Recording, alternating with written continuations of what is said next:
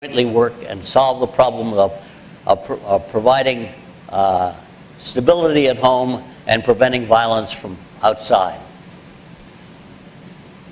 But the heart of an open access society is that the military should become subservient to the civilian population. And if that doesn't exist, then you have what I observe, and I'm an advisor to a lot of countries in Latin America, a classic case of what happens in Latin America. Every time an elite group starts to get into trouble, they call in the military, impose a dictatorship for a while, wipe out all the existing structure, and preserve their own privileges. Now, obviously, as long as that can happen, you have a problem. Let me tell you a personal story to illustrate it. I was an advisor to the Argentine economy for many years and became a very good friend of the president of the Argentine economy. Now, Argentina is an interesting story because in 1940 it was the 6th highest income country in the world. And then fell into, with Perón, it fell into disarray and stagnation that lasted until 1980, when the president who came in then appointed a man named Cavallo, who tied the peso to the dollar, and for a period you had surging growth. Well, I was down there in the middle of the 1980s, and the president, as he did every time I came down, invited me to have lunch. And he said, Doug, he said, I'm going to run for re-election. I said, you can't do that. I said, there's a rule that says that there's a term limit. You can't get re-elected more than twice, which is, he was up for it. He finished his second term. Oh, he said, don't worry about that. He said, I'll change the rules. Oh, I said, well, in that case, the courts will stop you and they'll impeach you. Oh, he said, that's all right, I'll pack the Supreme Court. He did both and got reelected, I might add. What I told him at the time, I was being prescient, also in danger of being thrown out. I said, as long as you can do that, you're never going to become an open access society.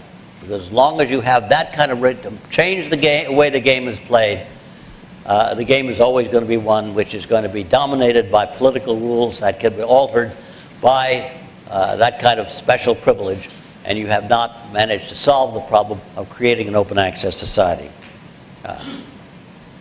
I was right, he was wrong, and I happily got out of Argentina. Now, I don't want to take any much longer time because I want to get discussion and question from all of you. But let me just make a few final comments that I think are relevant. The process of going from a limited access to an open access society is a process that engenders much more than simply changing some rules. It means you try to change the whole way the society works. You've got to do what John talked about in his introduction. You've got to lower the cost of transacting amongst markets by encouraging the growth of trust and cooperation on a wider audience, and that are complements, in other words, to a rule of law. A rule of law does not work just by imposing a set of rules. You've also got to create informal norms of behavior that are complementary to such rules that make it possible so cooperation can work. Because one of the things about an open access society that's crucial is that they exist by having enormously expanded markets that are interdependent and that operate independent of any government activity, and they require that you have low costs of transacting, and low cost of transacting obviously is not possible unless you extend and develop a degree of cooperative behavior that is a necessary condition as a part of this process. So one of the things that we observe is in the sequence of movement from a limited access to an open access society, you not only extend citizenship to a wider and wider group of the population, but you also build a much more complex set of informal norms of cooperation that make it possible to break down the barriers of exchange, for people to learn to trust each other in complex markets, and to develop the conditions, therefore, that make this possible. Now let me conclude with one final comment. It should be, I think, obvious, if I've done my job, I'm not sure I have, it should be obvious why it's so hard to move from a limited access to an open access society. It is because if you try to impose the rules that make an open access society work, competition, equality of opportunity, continual ability of everybody to participate, to be real players in the system, if you have such a world, if you apply that to a limited access society, you're going to destroy the very thing that makes for stability and prevents violence. That is, the structure of interdependence of elite groups in a limited access society provides a structure that is designed to keep rents there and to prevent violence amongst the parties. But if you break down that structure without replacing it with something new, then what you get is a world in which disorder and chaos characterize the system. If you want a good illustration, you want to see what's happened to Iraq in the last 10 years. I know we're responsible, we, United States, not me. I had no part of it. But the United States destroyed, it's true, a less than wholesome dictator, but he managed to, he was a classic limited access society. He preserved order, and when you wiped him out, if you didn't replace him with another structure that made for preserving order, what you got is exactly what we have in Iraq today: chaos and disorder, and moreover, we don't know how to get out of it. I assure you we don't. So we've created a terrible dilemma for ourselves, but it should illustrate for you something that I want to leave you with, and that is getting stability, getting order, is a necessary precondition to building a framework that can encourage economic growth. It's a more complicated process. You've got to evolve competition, cooperative behavior, low cost of transacting that John and I mentioned. All of those are complementary parts of it. But it's those things together that make possible the kind of economic growth that we're trying to attain. Thank you.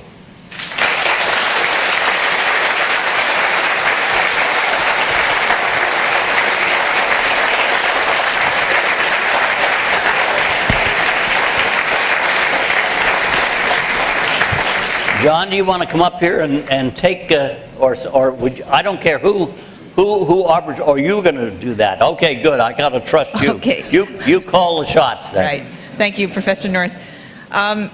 You can mosey over to this chair over here. You can take the questions from. Oh, okay. I can sit down now. Yeah. Okay. Thank you. All right. Wait. We have two mics. One in the center aisle and one at the side near the fire exit. Those who want to ask questions, please raise your hand. And when I call you, please proceed to the nearest microphone, state your name, your college or institutional affiliation, and your question. Yes, please. Professor North, after reading your book on your name, please state your name. I am Joe Romero from the University of Asia and the Pacific. I want to, first of all, thank Professor North because his book on American history made me pass my American history exam at Georgetown. Professor North, the Spanish colonizers created the agricultural elite. They were co-opted by the Americans to create a politically entrenched economic elite. When the Americans left, they used the institutions that we're talking about, constitution, political party systems, to just replace each other and to continue the rent-seeking activities that we have to this day. My question is, since the access is closing instead of opening, we don't even have open skies or open seas. All of the public utilities are owned by the monopolists and oligopolists. How do you break this thing? What, short of a Chavez or a Musharraf or something like that, or a Peron, what is the formula for this nirvana open access that we talked about, with the use of political or economic institutions? Thank you. Well, let's see if I can handle it. First of all, I should say something more than I did earlier. And one of the things that's important to understand is that every society is different. I tried to make that point when I talked about the culture of every society being a function of the beliefs and institutions that have evolved in that particular context. And this is important because while there are some generalizations about how each social order works, and if you're going to be specific about it, you've got to know an enormous amount about that particular society. I do not go and give advice to any country without devoting at least 6 months to understanding the beliefs and institutions of that society. And if I don't do that, I refuse to give any advice, and I'm not going to give any advice about the Philippines because I don't. So that what I'd have to know is the specifics. Now, in every case, however, there is some generalizations that apply. One of the generalizations is, if you look at limited access societies, they tend to go in a progression from those that are very fragile, which are always on the edge of violence, and you're always worried about, and therefore all the institutions are geared to trying to prevent violence, to ones that are getting more stable, get more economic activity, get more structure, and so on. And that process, as it goes on, therefore means that what you want to do, if you're going to improve the performance of a limited access society, is you want to move it along the direction of more stability, more internal order, and more complex institutions that gradually extend the institutions and organizations beyond simply government controls. And I can't say more than that because I'd have to specify what in each particular society. Although, if you ask me about China, where I've done this for a while, I could be more specific, but you don't want to hear all about China. It'll take 6 hours. Yes? My name is Paul McNeilis from Fordham University.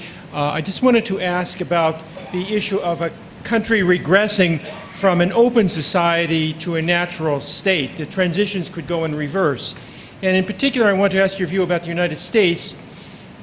We have this underclass of illegal immigrants, and so far, I mean, our political system has been deadlocked of trying to come to some resolution, so that we have this underclass that does not have access of citizenship, is unable to participate, unable to have sufficient property rights to ever really enculturate, and another class which is speaking another language.